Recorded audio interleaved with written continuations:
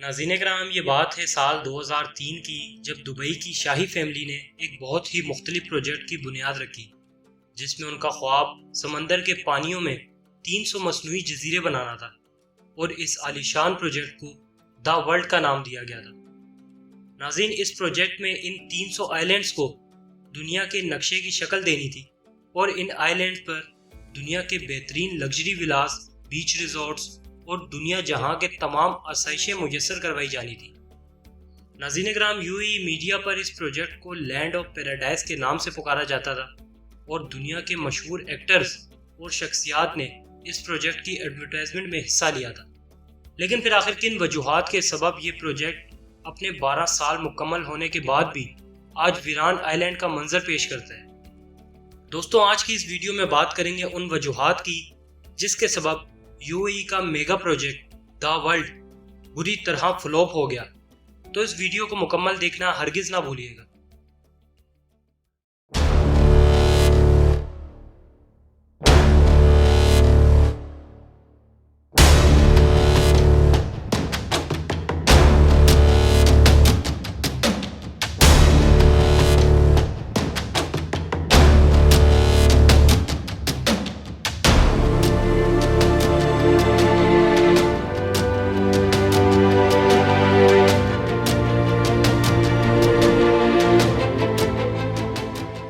ناظرین کرام، Z T V کی ویڈیو میں دل کی عطا گہرائیوں سے خوش آمدید۔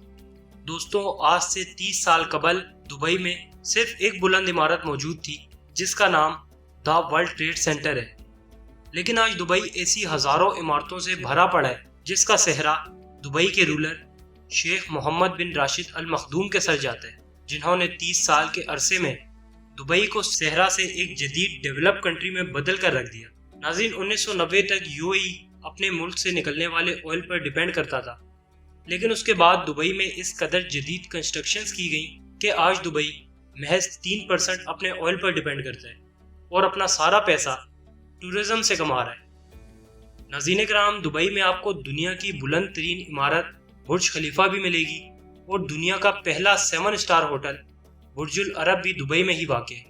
لیکن جب اتنے پروجیکٹس بنا کر دبئی کی زمین کم پڑ گئی تو شاہی خاندان نے سمندر کا رخ کیا اور تمام پروجیکٹس سمندر میں بنانے کا فیصلہ کیا۔ ناظرین، سال 2001 میں دبئی برج العرب اور برج خلیفہ جیسے عالیشان پروجیکٹ کامیابی سے مکمل کر چکا تھا، اور دنیا بھر کے ٹورسٹ کو اپنی طرف اٹریکٹ بھی کر چکا تھا، جس کا نتیجہ یہ نکلا کہ دبئی کی کوسٹ لائن جو کہ 70 کلومیٹر پر محیط ہے کم پڑ گئی۔ لیکن دبئی کے شیخ کہاں ہار ماننے والے تھے۔ انہوں نے دبئی کی کوسٹ لائن پر 3 مصنوعی جزیرے بنانے کا فیصلہ کیا، جن کی شکل پام ٹری کی طرح نظر آنی تھی، جن کا نام پام جمیرہ، پام جبل علی اور پام ڈیرہ رکھا گیا۔ ناظرین، سال 2001 میں پام جمیرہ کے تعمیراتی کام کا آغاز کر دیا گیا، اور ساری دنیا کی نظریں اس پر مرکوز تھیں۔ دوستوں، آپ کو بتاتے چلیں کہ صرف پام جمیرہ کی تعمیر سے ہی دبئی کی کوسٹ لائن میں 80% تک کا اضافہ ہونے جا رہا تھا، جو کہ 56 کلومیٹر بنتی ہے۔ ناظرین کرام، یہ پروجیکٹ دبئی کے شیخ کو اتنا پسند آیا کہ ابھی پام جمیرہ کا کام چل ہی رہا تھا کہ پام جبل علی اور پام ڈیرہ کی کنسٹرکشن کا بھی آغاز کر دیا گیا، اور اب باری تھی اس میگا پروجیکٹ کی جس کا اعلان ہوتے ہی پوری دنیا حیران رہ گئی تھی۔ جی ہاں ناظرین، ہم بات کر رہے ہیں دا ورلڈ پروجیکٹ کی۔ ناظرین، اس پروجیکٹ میں 300 چھوٹے جزائر بنائے جانے تھے جو پوری طرح کسی دنیا کے نقشے کی طرح نظر آتے، اور اس میں موجود کافی آئیلینڈز کو کئی ملکوں کا نام بھی دیا گیا۔ مختصر یہ کہ دبئی کے سمندر میں اپنی ہی ایک دنیا بننے جا رہی تھی۔ دوستوں، سال 2003 میں دا ورلڈ پروجیکٹ کا باقاعدہ آغاز کر دیا گیا، اور دبئی کی کوسٹ لائن سے 3 کلومیٹر دور گہرے پانیوں میں آئیلینڈز بننا شروع ہو گئے۔ یہ جزائر دنیا کے ایلیٹ کلاس لوگوں اور بزنس ٹائکونز کے لیے بنائے جا رہے تھے۔ یہی وجہ تھی کہ اس میں کافی نامور شخصیات نے انویسٹمنٹ کی، اور اس کی ایڈورٹائزمنٹ پر بھی اربوں روپے خرچ کیے گئے۔ ناظرین کرام، دا ورلڈ پروجیکٹ میں ایک چھوٹے جزیرے کی قیمت 15 ملین US سے اسٹارٹ ہو رہی تھی، جو کہ پاکستانی کرنسی میں لگ بھگ 3 ارب کے قریب بنتی ہے، اور بڑے جزیرے کی قیمت 50 ملین US مقرر کی گئی۔ ناظرین، سال 2008 میں اس پروجیکٹ کو اسٹارٹ ہوئے بھی 5 سال کا عرصہ ہی بیتا تھا کہ 60% جزائر مکمل فروخت ہو گئے، اور اسے اس پروجیکٹ کی کامیابی مانا جا رہا تھا۔ پر بہت سے لوگوں کا یہ سوال بھی تھا کہ آخر یہ جزائر اتنے مہنگے کیوں بیچے جا رہے ہیں؟ تو ناظرین، انہیں سمندر کے بیچ بنانا بہت مشکل کام تھا، جس میں کروڑوں ٹن ریت اور پتھر لگنے تھے۔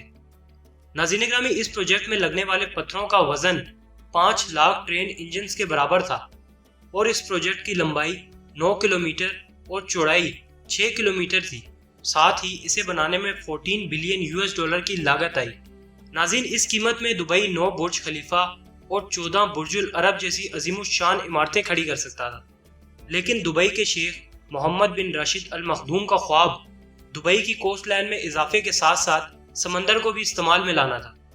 زیڈ ٹی وی کے معزز ناظرین، تو اب بات کرتے ہیں کہ اتنا بے بہا پیسہ لگانے کے باوجود آخر کیوں یہ 300 آئی لینڈ ویران پڑے؟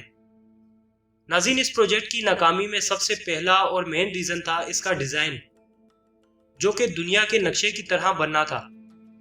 لیکن جب یہ پروجیکٹ بن کر تیار ہوا تو اس کا ڈیزائن دنیا کے نقشے سے کافی مختلف تھا، جس کے سبب اس میں انویسٹمنٹ کرنے والے لوگوں کو کافی مایوسی کا سامنا کرنا پڑا۔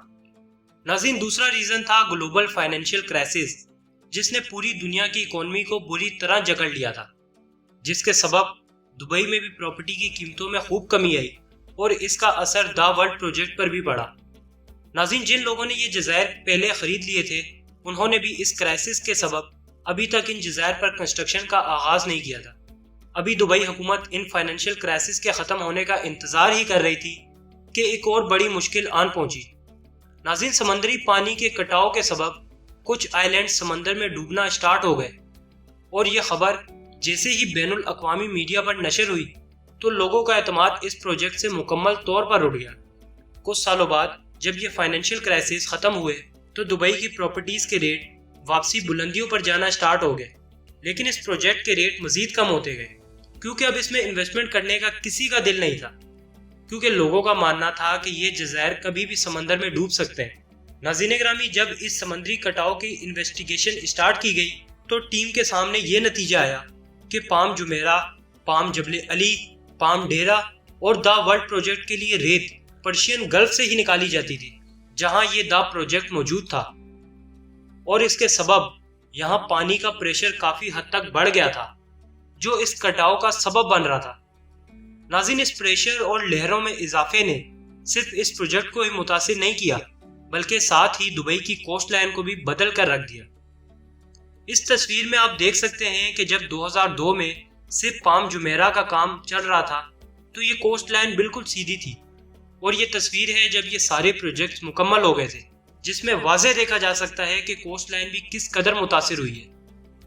ناظرین کرام، اس کٹاؤ کے سبب گورنمنٹ نے ان آئی لینڈ پر اب کنسٹرکشن پر پابندی عائد کر دی ہے، اور ان میں سے محض 3 آئی لینڈ پر ہی کنسٹرکشن ہوئی ہے۔ باقی تمام آئی لینڈ کے انویسٹرز کو ان کی رقم ریفنڈ کی جا رہی ہے، اور کہیں جزائر تو سمندر میں مکمل طور پر ڈوب چکے ہیں۔ ناظرین، اب دبئی کے شیخ کا پلان ہے کہ جو آئی لینڈ محفوظ ہیں ان پر ولاز اور لگژری سیوٹس بنا کر بیچے جائیں، جس میں سمندر کی لائف کو فیل کیا جا سکے۔